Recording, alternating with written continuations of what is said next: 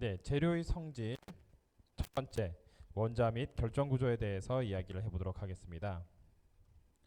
자, 우선 우리가 그 원자 및 결정 구조에 대해서 왜 이야기해야 되냐라고 한번 생각해 본다면은 우리가 한번 동소체에 대해서 이야기를 해보고 넘어가도록 하겠습니다.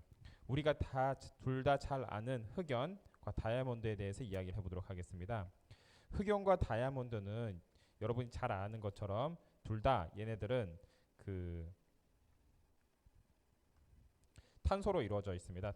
흑연도 탄소로 이루어져 있고 그 다음에 다이아몬드도 탄소로 이루어져 있습니다. 그런데 흑연의 성질과 다이아몬드의 성질은 많이 다른데요. 우선 흑연은 잘 벗겨지고 그리고 전도도도 높습니다. 하지만 다이아몬드의 경우에는 얘네들이 굉장히 투명하고 흑연은 굉장히 좀 약간 샤이니하면서 시커먼데 다이아몬드의 경우에는 굉장히 투명하고 얘네들이 이렇게 경도도 굉장히 셉니다. 그런 거에 비해서 흑연은 경도가 굉장히 낮은 물질이죠.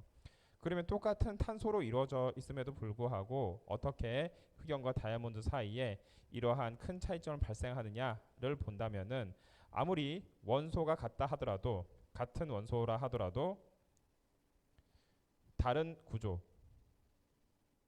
정확히 말하면 원자 구조가 다를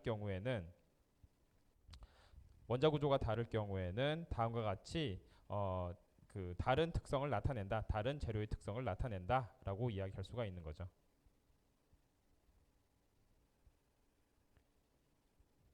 이것을 우리가 원자 구조, 결정 구조에 따른 재료의 특성이 달라지는 것을 이야기하게 되겠습니다. 그래서 조금 더 우리가 그 구조적으로 본다면은 흑연은 우리가 sp2 구조로 되어 있고 다이아몬드는 sp3 구조로 되어 있기 때문에 다음과 같은 큰 결정면이 다음과 같이 탄소가 이런 식으로 이루어져 있는 흑연에 반해서 다이아몬드는 이런 정사면체 이런 게 평면으로 이런 식으로 계속 얘네들이 이렇게 반복이 되어 있죠. 반복이 되어 있는데 반면에 다이아몬드 같은 경우에는 이게 정사면체 구조로 인해서 이렇게 얘네들이 되어 있다라고 이야기할 수가 있겠습니다. 자, 그래서 이러한 구조적인 차이점에 의해서 같은 원소임에도 불구하고 다른 물성을 나타내게 되겠다. 자, 그럼 결정계에 대해서 한번 이야기를 해보도록 할게요. 자, 이렇다면은 정확히 그 말하면 원자의 그 구조, 우리가 지금 이야기하고 있는 것은 고체 재료의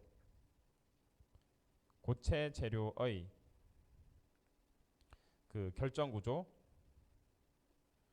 고체 재료의 원자의 결정 구조에 대한 것인데 얘네들이 어떻게 형성되어 있길래 이러한 차이를 만들어내는가에 대해서 한번 근본적으로 이야기를 해보도록 하겠습니다. 자, 우리가 지금 구조라고 하면은 원자들의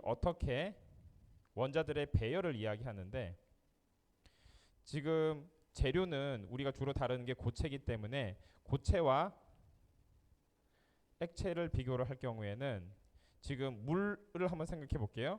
얼음 상태의 물과 그 다음에 액체 상태의 물의 가장 큰 차이점은 얼음 상태의 물과 액체 상태의 물 모두 다 수소 결합이라는 힘에 의해서 얘네들을 분자와 분자 간력이 작용하지만 고체 상태의 물의 경우에는 얼음이라는 고체 구조를 형성할 수 있는 것은 일정하게 정렬이 되어 있기 때문이죠. 배열이 일정하게 정렬이 되어 있는 구조이고 액체 상태의 물의 경우에는 얘네들이 정렬이 되어 있지 않은 경우죠. 정렬이 되어 있지 않은 경우이면서 분자 간력만 작용하기 때문에 고체와 액체의 차이가 우선 정렬에 의해서 발생할 수 있게 되겠다. 근데 정렬이 뭐 이렇게 밀집 정렬이 되어 있느냐 아니면 무작위로 정렬이 되어 있느냐 조금 다른 얘기긴 한데 예를 들어서 만약 얘네들이 두 가지 한번 보도록 할게요. 여기서처럼 밀집되어 있지 않고 무작위로 랜덤하게 이렇게 패킹이 되어 있는 구조와 그 다음에 밀집으로 얘네들이 정렬되어 있는 구조를 비교해 보면은 에너지 면에서 어떻게 차이가 있느냐라고 한다면 안정성 측면에서도 이야기할 수 있는데 지금 얘네들이 밀집되어 있지 않았을 경우에는 가장 안정된 구조에 비해서는 조금 높은 데에서 얘네들이 그 결합 에너지를 형성할 수 있다라고 이야기한 거죠. 그렇다면은 인접 원자의 결합 길이가 조금 더 굉장히 밀집되어 있는 경우에 비해서는 이거를 뭐 R 예를 들어서 옵티마이즈라고 한다면 이 R은 R 옵티마이즈보다는 좀 더 큰 상태가 될 것이고 밀집되어 있을 경우에는 얘네가 가장 작은 형태의 R을 가지겠고, 그 다음에 얘네보다 더 R이 만약 작아졌을 경우에는 더 이상 얘네가 에너지가 확 다시 커지기 때문에 밀집되지가 못하고 어떻게 됩니까? 서로 밀어내게 되는 청력의 힘이 강하게 작용하게 됩니다. 자, 그래서 우리가 여기서는 청력이 작용하고 이쪽에서는 인력이 작용하는데, 원자와 원자 사이에 얘네들이 이쪽으로 갈 때는 인력을 작용해서 서로 가까이 가다가 얘네가 이러한 옵티멀 지점을 기점으로 해서 다시 청력이 커지기 때문에 얘네가 가장 낮은 에너지를 형성하는 지점은 어디다? 이러한 밀집 구조를 형성한 여기서 얘네가 가장 작은 인접 원자의 결합 에너지를 형성하게 되겠다. 이것을 우리가 네이버 본드 랭스가 가장 작아지는 점이다. 이때가 언제다? 밀집 정렬 배열을 했을 경우가 되겠다. 즉 얘네가 밀집 정렬, 그러니까 오더드 패킹을 했을 경우에 densely ordered 패킹을 했을 경우에가 얘네가 비밀집 무작위 배열을 했을 때 대비해서 훨씬 더 에너지가 작은 상태로 우리가 형성이 돼 있고, 그렇기 때문에 좀 더 뭐다? 에너지가 작아졌기 때문에 안정하다라고 이야기할 수가 있는 거죠. 자, 이게 어찌 보면은 가장 우리가 원자의 밀집이 어떻게 이루어져 있는가를 설명하는 에너지적인 관점에 대한 이야기가 되겠습니다. 자, 그래서 여기서 결론은 뭐냐면은 밀집 정렬 구조로 갖는 구조는 가장 작은 에너지를 갖는다라고 이야기할 수가 있습니다. 자, 그러면은 우리가 실질적으로 어떻게 재료에서 밀집 구조가 형성이 되는지 이야기를 해보도록 할게요. 결정 재료에 대해서 한번 이야기를 해보도록 하겠습니다. 자, 먼저 결정 재료의 경우에는 규칙적인 3차원 배열을 갖는 원자예요. 해당되는 물질은 금속, 세라믹, 그 다음에 일부 고분자에 해당이 됩니다. 그러면 얘네들의 경우에는 오른쪽 그림에서 보는 바와 같이 얘네들이 굉장히 일정 배열을 갖는다, 일정한 배열을 갖는다라고 이야기할 수 있죠. 일정한 원자 배열을 갖는 것이 결정 재료의 특징이 되겠다. 자, 그럼 얘는 실리카이기 때문에 사실 세라믹이지만은 금속도 그렇고 일부 고분자도 이런 식으로 일정한 그리고 일정하고 규칙적인 배열을 갖는 거죠.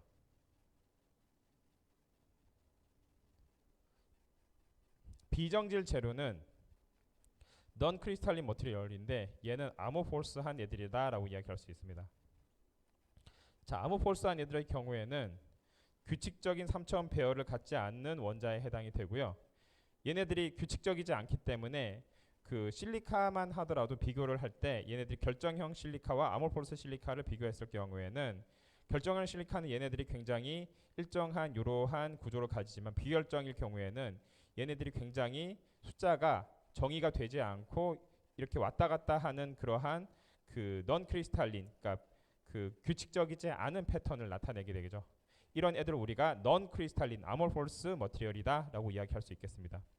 이러한 애들은 굉장히 많은데 얘네들의 특징은 복잡한 구조를 가진 물질에 해당이 되고, 특별히 얘네들이 이런 식으로 잘 배열이 될 수 있게 되는 것은 충분한 시간에 거쳐서 안정한 상태로 얘네가 형성이 됐기 때문에 그런데, 만약 얘네들이 충분한 시간이 주어지지 않고 형성이 되었다, 예를 들어서 급냉이 되었다라고 한다면은 액체 상태에서 고체 상태가 되는데, 액체 상태가 고체 상태가 되는데 얘 같은 경우에는 결정 재료의 경우에는 액체에서 고체가 될 때 충분한 시간을 두고 천천히 서서히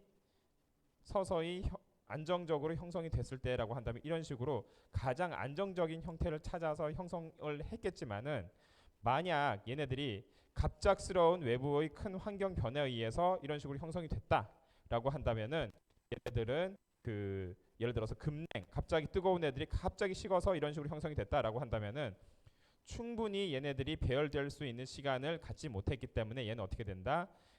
이러한 비정질성 재료로 형성이 되게 되겠다.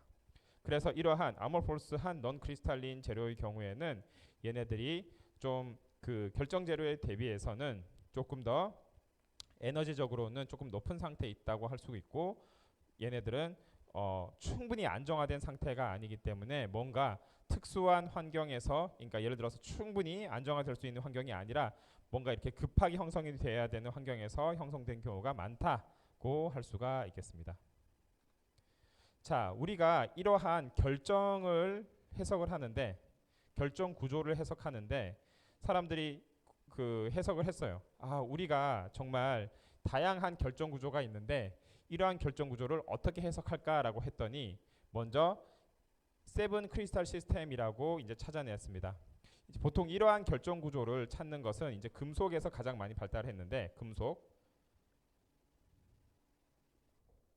금속의 결정 구조를 그러니까 지금 여기서 이야기하는 것은 충분히 다 모두 다 어느 정도 일정한 배열을 가진 애들을 이야기하는 거예요. 결정계라고 하는 것은 충분히 그 얘네가 일정한 그 규칙을 가지고 배열이 된 에서 이야기하는 거지.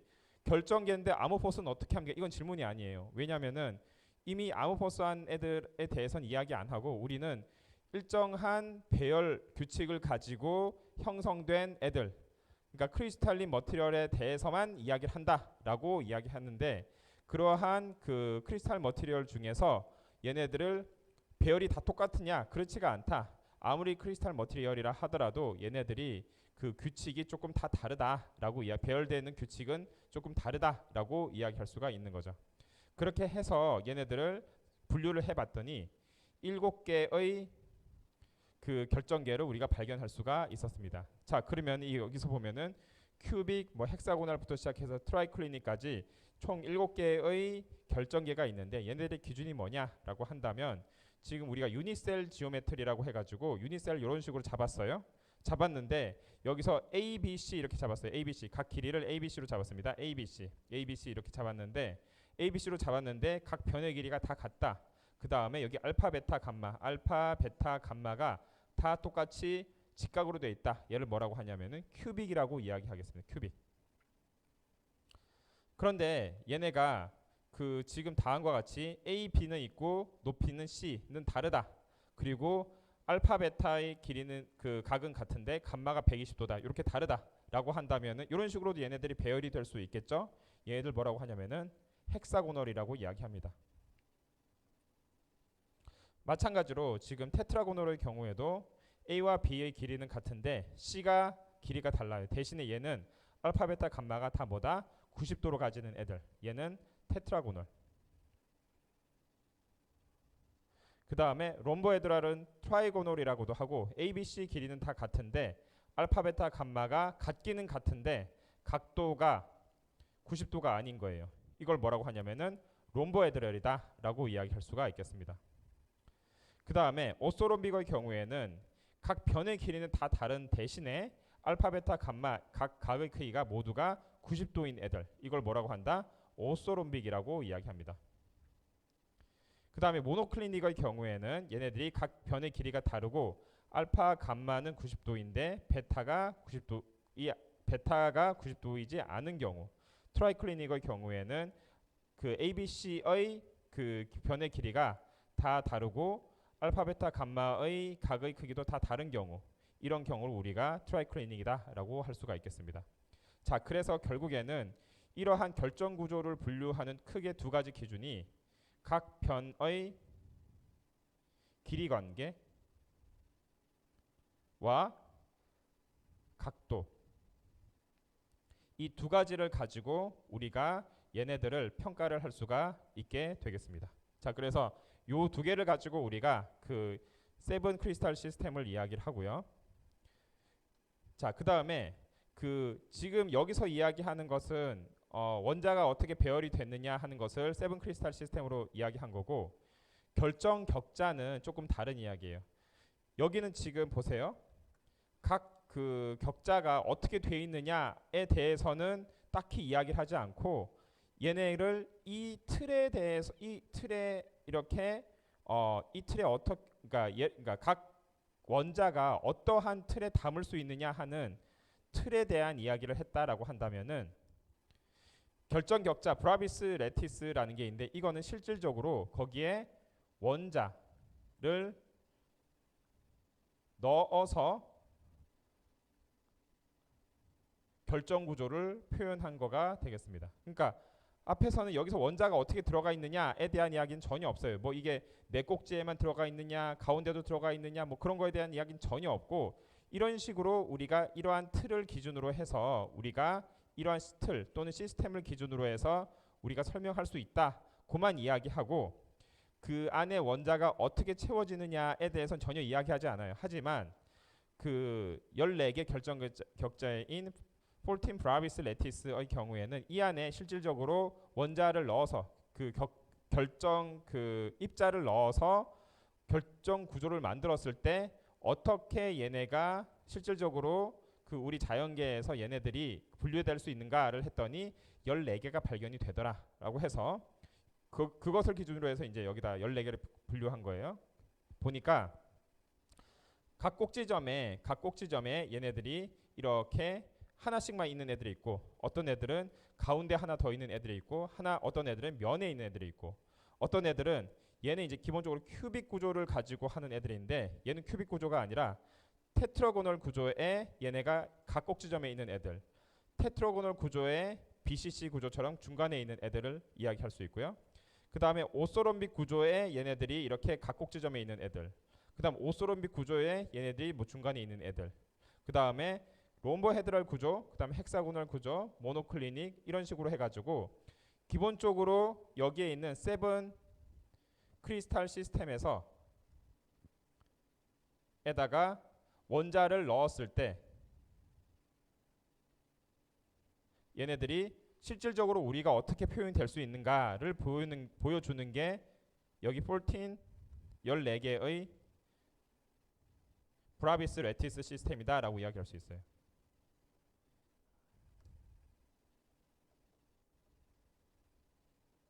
자, 이렇게 이야기할 수가 있습니다. 그러니까 여러분들이 헷갈릴 필요가 없어요. 지금 7개의 세븐 크리스탈 시스템은 여기에다 원자를 채우기 전이고, 여기에다가 원자를 실질적으로 채웠더니 14개 정도의 결정격자를 우리가 발견할 수가 있더라라고 하는 게 14 브라비스 레티스니까 두 개가 조금 다르다. 하나는 원자를 넣은 거고 하나는 원자를 넣지 않은 거다. 이렇게 해서 여러분들이 차이점을 알 수가 있겠습니다. 자, 그렇게 해서 우리가 이러한 결정 구조에 대해서 이야기했는데, 지금 우리가 그 주로 이야기하는 게 금속의 결정 구조인데, 금속의 결정 구조가 어떻게 될 것인가라고 한다면은 빈 공간을 최소화할 수 있는 밀집 구조를 우리가 주로 구현할 수가 있겠다. 그래서 똑같이 그 결정 구조라고 할 때는 얘네들이 일정한 배열을 갖는다라는 그 전제를 가지고 이야기하는데, 어떠한 방식으로 일정한 배열을 갖느냐는 조금 다릅니다. 예를 들어서 다음과 같이 이런 식으로 일정한 배열을 가질 수도 있고요. 얘네들은 다음과 같이 이런 식으로 일정한 배열을 가질 수 있어요. 그런데 둘 다 얘네들이 일정한 배열을 가지는 거는 맞지만 얘네들의 밀집도는 조금 다르다. 그냥 보더라도 오른쪽에 있는 애가 왼쪽에 있는 애들보다 훨씬 더 뭔가 이렇게 좀 그 공간이 많이 있어 보이죠. 그렇기 때문에 어떻게 얘네들이 밀집되어 있느냐에 따라서 결정 구조가 바뀔 수 있다고 이야기하겠습니다. 자, 그래서 거기에 대해서 이제 하나씩 이야기를 해보도록 할게요. 사실 여기서 이야기하는 것은 지금 우리가 앞에서 이야기하는 14 브라비스 레티스에서 요것을 중심으로 한번 3가지 정도 이야기하는 거가 되는 거예요. 자, 여기서 보면은 뭐 FCC 구조, 뭐 BCC 구조, 그 다음 여기서 보면서 헥사고널 구조 뭐 이런 것들이 있는데, 이러한 14개에 대해서 다 이야기하는 것이 아니라 14개 중에 주로 이제 많이 발견된 대표적인 것을 중심으로 해서 기술을 해보도록 하겠습니다. 자, 그럼 심플 큐빅 구조의 경우에는 얘네들이 이러한 큐빅의 각 꼭지점에 얘네들이 이런 식으로 원자가 배열이 되어 있죠.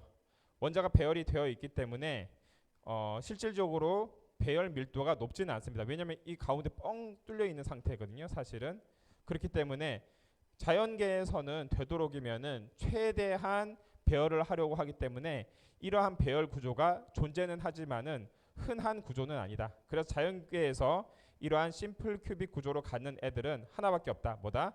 폴로늄이라는 애가 있는데 그 폴로늄 금속의 결정 구조만이 심플 큐빅 구조를 갖지 다른 애들은 이러한 구조를 갖지 않는다고 기억하면 되겠습니다. 자, 그리고 얘를 이제 한번 해석을 해보도록 할게요. 얘의 경우에는 어떻게 해석하냐면은 요 하나를 우리가 뭐라고 하냐면 유니셀이라고 해요. 여기 유니셀. 유니셀이라고 이야기하는데 이 유니셀 하나에 원자가 몇 개 들어있느냐라고 이제 묻는다면은 요거 하나가 지금 몇 개가 있죠? 8분의 1이 있죠. 사과를 4부등분하고 또 반으로 나눈 거죠. 그게 1, 2, 3, 4, 5, 6, 7 곱하기 8개 있기 때문에 이 유니셀 안에 들어있는 원자는 몇 개다? 1개다라고 이야기할 수가 있어요. 이게 이제 유니셀의 원자가 몇 개 있는지를 계산하는 거가 되고요. 두 번째, 배위수는 주로 배위수는 뭐를 이야기하냐면은 가장 인접한 원자에서 어떤 원자를 기준으로 했을 때 가장 가까이 인접한 원자 수를 우리가 배위수라고 이야기합니다. 그래서 코디네이션 넘버, 얘네가 코디네이트 될 수 있는 원자가 몇 개냐라고 이야기하는 건데 이 코디네이션 넘버를 따졌을 때 가장 가까이 있는 원자 수를 많이 따지기 때문에 이것을 가지고 배위수를 따진다면은 얘를 기준으로 해도 되고 어떤 애를 기준으로 해도 전혀 상관은 없어요. 그랬을 때 그냥 한가운데 있는 애를 기준으로 했을 때 같은 위치에 있는 최인접 원자 수를 계산하면은 1, 2, 3, 4, 다 6개이기 때문에 이 얘의 배위수는 몇 개다? 6개다라고 이야기할 수가 있겠습니다. 자, 그래서 얘를 가지고 우리가 조금 더 확장을 해보도록 하겠습니다. 자, 그 다음 소개할 거는 최심 입방 구조인데 이 최심 입방 구조는 바디 센터 큐빅이라고 해서 이렇게 우리가 그 유니셀을 자를 수가 있어요. 그런데 우리가 심플 큐빅의 경우에 각 꼭지점마다 요거 하나씩만 지금 원자가 들어 있었는데 바디 센터 큐빅의 경우에는 이 한가운데 원자가 하나 더 들어 있는 애들을 이야기하게 되겠습니다. 그래서 얘의 구조의 경우에는 이렇게 원자가 다 들어 있는데 어떻게 되어 있냐면은 얘네가 이렇게 대각선을 그었을 때 이렇게 대각선을 그었을 때 요거가 이런 식으로 해서 그 원자가 서로 맞닿아 있는 구조예요. 그러니까 여기서 R, 여기서 2R, 여기서 R 이런 구조로 얘네가 서로 맞닿아 있는 애들을 우리가 최심 입방 구조다라고 이야기하겠습니다. 얘네들의 경우에는 이 큐빅 구조 안에, 그러니까 이 유니셀 안에 총 몇 개의 원자가 들어 있는지 한번 계산해 보도록 할게요. 자, 요거도 이제 사과 8분의 1쪽이 총 몇 개 있죠? 8개가 있죠. 더하기 한가운데 있는 N은 하나가 온전히 있으니까 총 2개의 원자가 이 유니셀 안에 들어 있다. 그러니까 유니셀 안에 들어 있는 원자는 몇 개다? 2개다라고 이야기하는 거예요. 그런데 이 유니셀 안에 얘네가 2개 있는데 그 우리가 심플 큐빅 구조의 경우에 몇 개 있었습니까? 이 유니셀 안에 원자가 1개 있었죠. 그렇기 때문에 1개 있는 거와 2개 있는 거는 훨씬 더 얘네가 2개 있는 애가 그 속을 가득 채우기 때문에 밀집도가 어떻게 된다? 더 높아진다라고 이야기할 수 있죠. 밀집도가 심플 큐빅 대비해서는 훨씬 더 높아졌다라고 이야기할 수 있죠. 그래서 심플 큐빅은 지금 폴로늄 하나만 이러한 구조를 갖는다라고 했는데 바디 센터 큐빅의 경우에는 이렇게 갖는 원자 수가 훨씬 늘어나게 됩니다. 그래서 뭐 철, 텅스텐, 크롬 이런 식으로 뭐 탄탈륨, 몰리브데넘 이런 식으로 해가지고 이런 식으로 그 BCC 구조를 가지고 있는 금속의 수는 훨씬 더 늘어났다라고 이야기할 수가 있겠습니다. 자, 얘한테도 이제 배위수를 똑같이 계산할 수 있는데 얘는 그냥 가장 쉽게 중심 원자를 기준으로 해서 가까운 애들 보면 1, 2, 3, 4, 5, 6, 8 해서 배위수는 몇 개다? 8개다라고 계산할 수가 있겠습니다. 자, 이런 식으로 우리가 최심 입방 구조에 대해서 이야기를 할 수가 있고요. 자, 이제 면심 입방 구조에 대해서 이야기를 해보도록 하겠습니다. 그 면심 입방 구조의 경우에는 기본적으로 그 출발은 이러한 큐빅 구조에서 출발을 하고요. 큐빅 구조에서 출발을 하는데 얘네들이 뭐가 차이점이 있냐면은 지금 그 여기서 이제 큐빅에 있는 그러니까 심플 큐빅 구조에 나와 있는 원자들이 여기 다 박혀 있고 얘네들이 추가로 박혀 있는 원자가 어디에 있냐면은 이 면에 있어요. 면에 얘네들이 이런 식으로 반쪽이 사과 반쪽이 이런 식으로 박혀 있는 구조가 되어 있습니다. 그래서 지금 유니셀 안에 몇 개의 원자가 들어 있느냐라고 계산한다면 지금 여기에 있는 N은 8분의 1이죠. 그러니까 8분의 1짜리가 여기도 8개 있죠. 8개.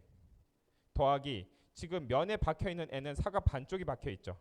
사과 반쪽이 몇 개 있습니까? 1, 2, 3, 4, 다 6개 박혀 있죠. 그렇기 때문에 총 4개, 그러니까 유니셀에 4개의 원자가 들어있다라고 이야기할 수가 있겠습니다.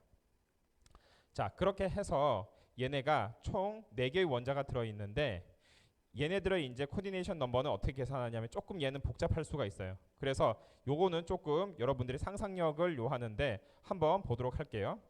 자, 중심 원자를 하나는 잡아야 돼요. 중심 원자를 뭘로 잡을까요? 얘를 한번 잡아볼게요. 얘를 한번 중심 원자를 잡아서 얘를 중심으로 해서 등간격에 있는 원자가 몇 개 있는지 한번 세어보도록 할게요.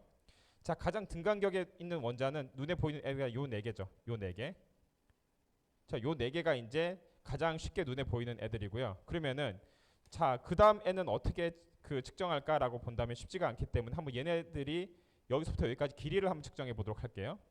요 길이를 a라고 한다면은 요 길이는 2분의 루트 2a 이렇게 되겠죠. 그죠?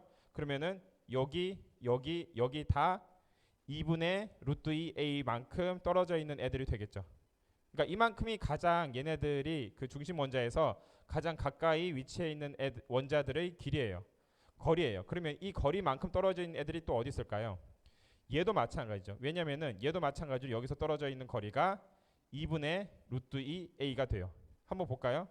여기서 봤을 때 a가 되고 2분의 1a가 되죠. 2분의 1a, 2분의 1a, 2분의 루트 2a 이렇게 되겠죠. 그죠? 그렇게 해서 하나, 둘, 셋, 넷 이런 식으로 해서 여기 4개, 또 여기 4개 되죠. 근데 얘네 여기에선 보이진 않지만 위에도 이 4개가 있겠죠. 그래서 총 4 플러스 4 플러스 4 해서 총 12개가 이 원자 하나에 가장 가까운 거리에 위치해 있는 원자의 수가 되겠다. 그래서 총 12개. 그래서 배위수는 12개가 되겠다. 자, 그러면은 우리가 지금 유니셀에서 4개의 원자가 들어있다라고 했는데 지금 앞서 이야기한 BCC의 경우엔 2개 원자, 지금 심플 큐빅은 1개 원자라고 했는데 이거에 비해서 얘네들은 4개 원자가 있다고 하니까 이만큼 뭐가 올라갑니까? 이 안에 들어있는 밀집도가 더 올라가게 되죠. 밀집도가 더 올라가니까 더 안정적으로 되기 때문에 여기에 해당하는 원자도 훨씬 많습니다. 그래서 다음과 같은 원자들이 이러한 뭐 알루미늄, 그다음 무슨 뭐 PT, 니켈, 실버 이러한 애들이 다 이러한 FCC 구조를 가지는 원자에 해당이 되겠다. 자, 그러면은 이제 우리가 요거를 바탕으로 해서 한번 이론적 밀도에 대해서 한번 이야기를 해보도록 할게요. 이론적 밀도라고 하면은 쉽게 말해서 그냥 밀도를 구하는 거예요. 물질의 밀도. 자, 물질의 밀도를 구하는데 어떻게 구할 것이냐의 문제가 돼요. 자, 얘네들이 물질의 밀도를 구하는데 지금 그 밀도는 어떻게 구합니까? 부피분의 질량.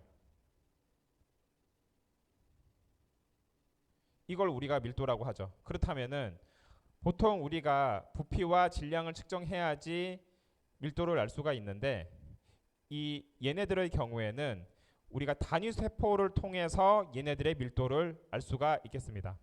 한번 보도록 할게요. 예를 들어서 지금 그 BCC 구조를 가진 애들의 부피를 한번 밀도를 한번 구해 보도록 할게요. BCC 구조를 가진 애들. 그렇다면은 이 BCC 구조를 가진 애들의 유니셀을 요만큼이라고 잡았을 때 얘의 부피는 어떻게 됩니까? 얘의 부피는 A 곱하기 A 곱하기 A 해서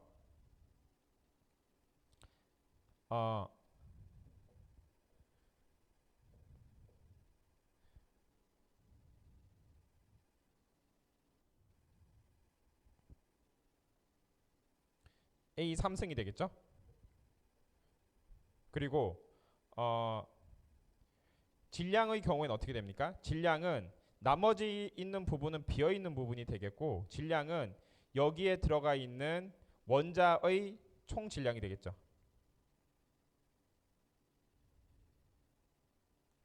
자, 이런 식으로 우리가 정의를 할 수 있어요. 그래서 여기서 한번 보면은 단위 세포를 기준으로 해서 밀도를 구하는 방법은 단위 세포의 총 부피가 되니까 A의 3승이 되고요. 그죠? 그 다음에 단위 세포 내 원자의 총 질량 여기에 있는 원자의 총 질량이 되겠다. 자, 그렇다면 볼게요. 지금 여기서 보일 수 있는 것은 VCNA 분의 N 곱하기 A인데 얘를 한번 해석을 해보도록 할게요. 그럼 VC는 얼마냐면은 단위 세포의 총 부피가 되니까 이걸 A라고 했을 때 A 삼성이 되고요. A 삼성 맞습니까? 그죠? 그러면은 요건 이제 구했어요. 단위 세포의 총 부피.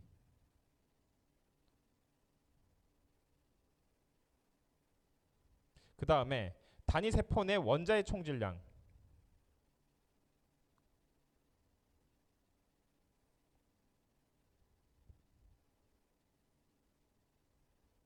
원자의 총 질량은 이 구가 몇 개 들어있죠?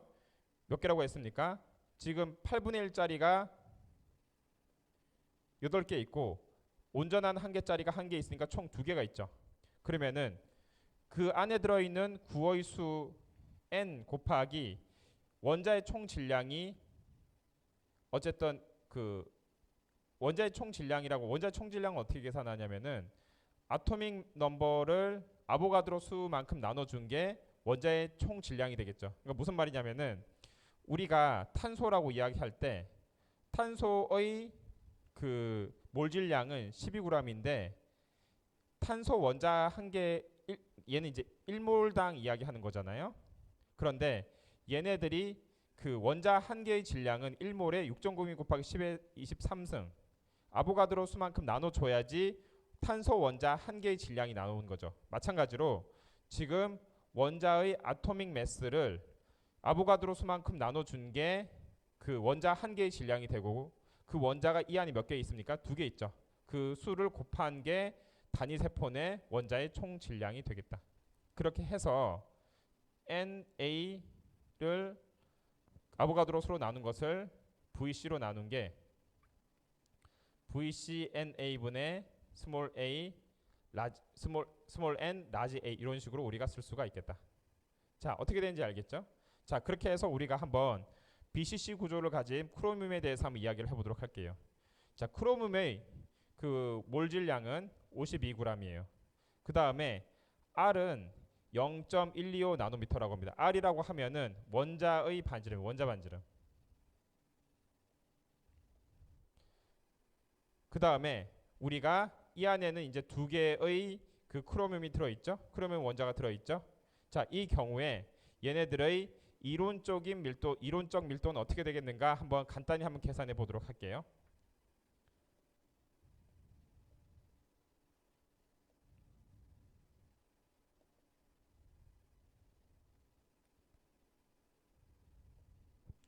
자, 우선 우리가 뭘 구해야 되냐면은 로우는 VCNA 그 다음에 N 라지 A 이렇게 해야 되죠.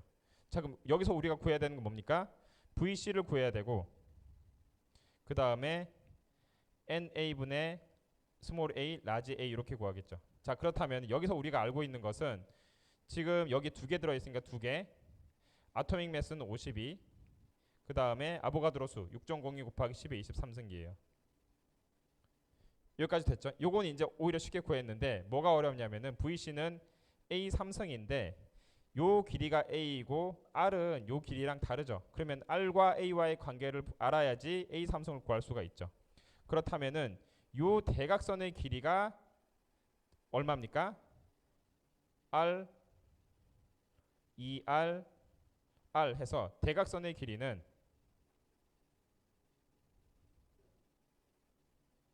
4R이 되겠죠. 4R. 4R인데 요 대각선의 길이는 A를 기준으로 했을 때 얼마입니까? 루트 3A가 되겠죠.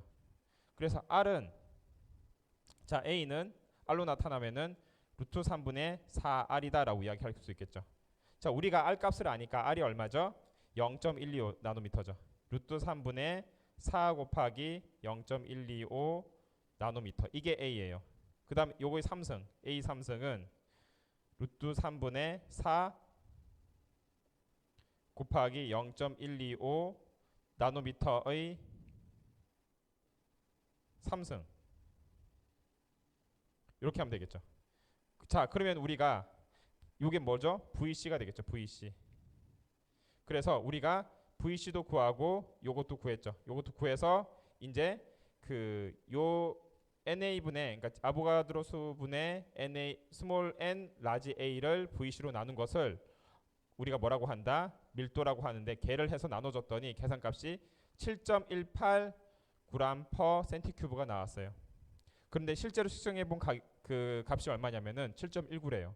굉장히 비슷하죠. 그러니까 우리가 굳이 얘를 이제 실험적으로 계산하지 않는다 하더라도, 물론 실험적으로 확인을 하는 게 중요하긴 한데 하지 않는다 하더라도 우리가 밀도를 계산할 수가 있게 되겠습니다. 자, 이런 식으로 우리가 그 이론적 밀도를 계산할 수가 있고요.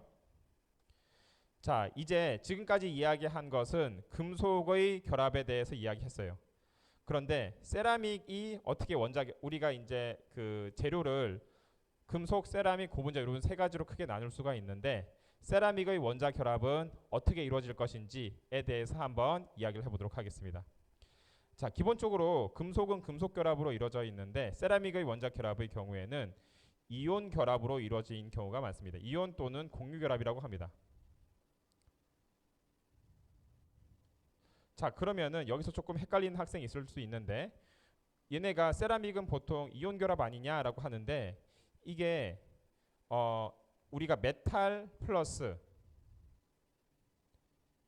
금속 플러스 비금속 이 세라믹을 이룬다라는 이야기를 많이 하죠. 그런데 문제는 금속이 얼마나 금속이냐, 그 다음에 비금속이 얼마나 비금속이냐에 따라서 세라믹의 이온 결합이 그 얘네가 이제 공유 결합에 가까울 것이냐, 이온 결합에 가까울 것이냐가 정의가 되는 거죠. 예를 들어서 칼슘 플로라이드 이런 애들 이야기해 볼게요. 칼슘 플로라이드는 CaF2인데 얘네들 같은 경우에는 지금 얘는 1.1이고 얘는 4.1이니까 굉장히 전기 음성도의 차이가 크죠. 그럼 얘네들 같은 경우에는 이온 결합에 가깝다라고 이야기해야 되고요. 만약 실리콘 카바이드 같은 경우에는 조금 얘네들은 거의 비슷하죠. 2.5, 1.8이니까. 그러니까 얘네들의 경우에는 훨씬 더 공유 결합에 가깝다라고 이야기할 수가 있죠. 그러니까 지금 얘네들 둘 다 우리가 세라믹이라고는 하지만은 이 전기 음성도 차이가 크다라고 한다면은 이온 특성이 더 크다라고 이야기하고 전기 음성도가 작다라고 한다면 공유 특성이 더 크다라고 하기 때문에 그렇다고 해서 실리콘 카바이드를 얘는 공유 특성이 크기 때문에 세라믹 아니야라고 할 수도 있는 부분도 아니죠. 그렇기 때문에 세라믹의 원자 결합은 기본적으로 금속과 비금속 간의 결합이다라고 이야기하지만은 얘네 성질이 결합의 성질이 그 전기 음성도에 따라서 이온 결합성이 크느냐 공유 결합성이 크느냐는 이 케바케다라고 이야기할 수가 있겠습니다. 자, 그래서 지금 칼슘 플로라이드의 경우에는 다음과 같이 그 전기 음성도의 차이가 큰 애를 이야기하고요. 그래서 이제 이온 결합을 이루고요. 지금 그 다음에 그 실리콘 카바이드의 경우에는 얘네들이 똑같은 세라믹이지만은 훨씬 공유 결합적인 특성이 크다라고 이야기할 수가 있겠습니다. 자, 그러면은 여기까지 해서 우리가 한번 세라믹의 원자 결합에 대해서 한번 이야기를 조금 더 해보도록 하겠습니다. 자, 우리가 세라믹에 대해서 양이온과 음이온, 상대적인 양이온과 상대적인 음이온, 이제 전기음 성도를 기준으로 해서 전기음 성도가 더 크면은 음이온이다라고 이야기하고 전기음 성도가 작으면 양이온의 역할을 하는데 얘네들이 결합을 할 때도 그냥 결합을 하는 게 아니라 이 나름 규칙이 있습니다. 자, 이온의 상대적인 크기가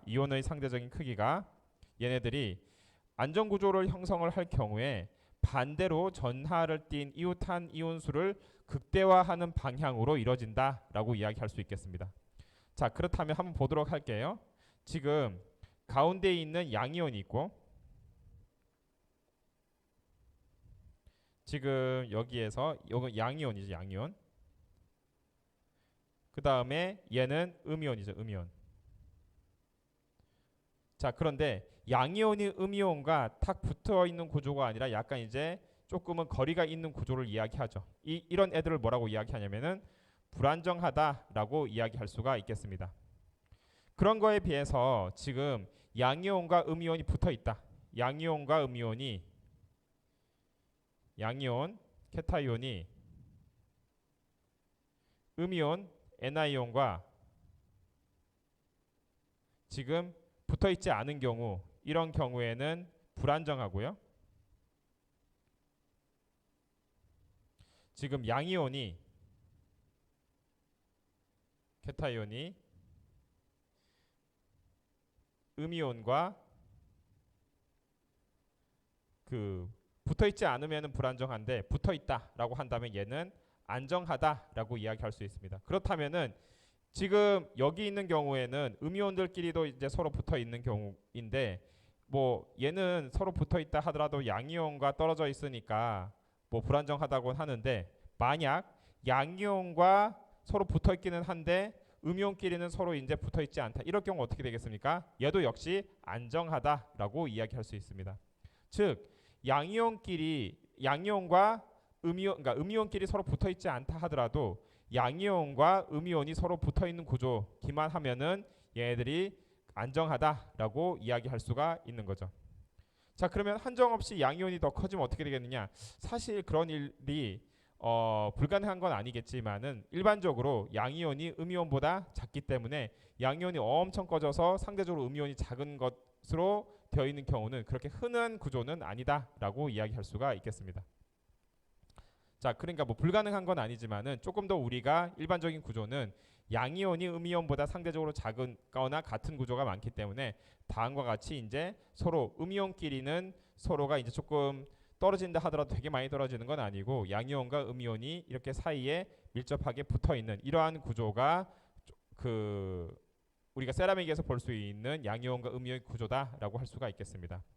자, 그 다음에 두 번째로는 중성 전하를 유지하는 게 있는데, 얘네들이 이제 차지 뉴트럴리티라고 해가지고 얘네들이 지금 양이온과 음이온이 있으면은 칼슘 플로라이드라고 했을 때 칼슘은 플러스 2가가 되고요, 플로린은 마이너스 1가가 되죠. 그러니까 얘네들이 형성할 때는 2가 마이너스 1가 마이너스 1가 곱하기 2 해서 칼슘 하나가 플로린 2개와 만나서 이렇게 전하의 균형, 차지 뉴트럴리티를 만드는 것이 핵심이 되겠습니다. 그래서 순전하가 뭐다? 순전하를 0으로 만드는 것이 우리가 세라믹 이온 화합물의 특징이 되겠습니다. 자, 그래서 이러한 애들이 어떻게 한번 서로가 다음과 같이 배위수에 따라서 이온 거리가 결정이 되는지 한번 보도록 할게요. 지금 배위수라고 하면은 뭐라고 이야기했습니까? 가장 가까이 있는 원자수라고 했죠. 가장 가까이 있는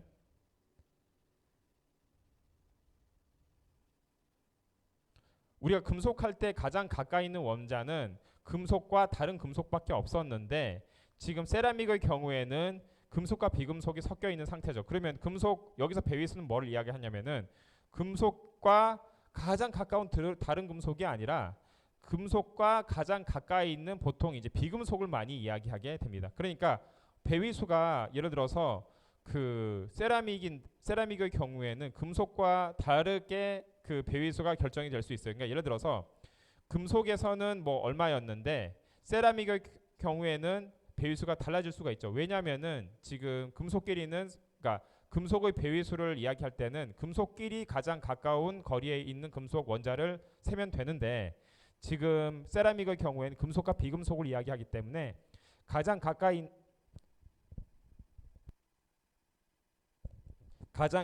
있는 애들이 반드시 금속일 필요가 없다는 거죠. 가장 가까이 있는 애들이 비금속일 수도 있기 때문에 얘네들이 이야기하는 배위수는 가까이 있는 원자수고, 보통은 금속일 경우에는 비금속, 양이온일 경우 음이온인 경우가 많다라고 이야기할 수가 있겠습니다. 자, 그래서 배위수는 Ni온 분의 케타이온의 거리 비에 의해서 굉장히 많이 결정이 되는데, 쉽게 말해서 안정 구조를 형성하기 위해서 양이온을 둘러싼 음이온의 개수가 몇 개냐라고 이야기할 수 있죠. 자, 그래서 양이온 분의 음이온, 그러니까 다시 하겠습니다. 음이온 분의 양이온, 음이온 분의 음이온의 길이 분의 양이온의 길이죠. 양이온 길이 의 비가 어떻게 되겠느냐라는 거에 해당이 되는데, 얘네가 0.155보다 작다. 그러니까 양이온이 음이온보다 거의 한 8분의 1에 작다라고 했을 때 굉장히 작은 경우죠. 그러니까 양이온이 음이온 그 양이온이 음이온보다 거의 한 8배 정도 크다라고 했을 때는 그 안정적인 구조는 두 개가 붙은 선형이 되겠다. 다음과 같은 형태가 되겠고요. 조금 양이온이 커졌다. 0.155랑 0.225 차이가 됐다라고 한다면은 삼각형. 조금 더 커졌다라고 하면 0.25와 0.414 사이에 정사면체. 그거보다 더 커졌다라고 하면 정팔면체. 거의 음이온과 비슷해졌다라고 한다면은 다음과 같은 그 정육면체에 해당하는 큐빅 구조로 형성될 수가 있게 되겠습니다. 자, 그래서 각 세라믹에 해당하는 각 구조의 세라믹에 해당하는 것들이 다음 여기에 나열이 되어 있는데 지금 정사면체 구조를 가는 애들의 경우에는 지금 징크 블렌드 스트럭처를 가진 징크 설파이드가 되고요. 그 다음에 다음과 정팔면체 구조를 가진 애들은 그 소금 NaCl이 되고요. 그 다음 정육면체 구조를 가진 애들은 세슘 클로라이드, 이러한 것이 대표적인 예가 되겠습니다. 자, 그래서 보시면은 지금 징크 설파이드 같은 경우에는 징크가 상대적으로 이제 그 커진 애들에도 불구하고 그 설파이드가 상대적으로 더 크다라고 이야기할 수가 있고요. 소듐 클로라이드의 경우에도 보면은 얘네가 그 소듐 이온과 클로린 이온을 봤을 때는 얘네들이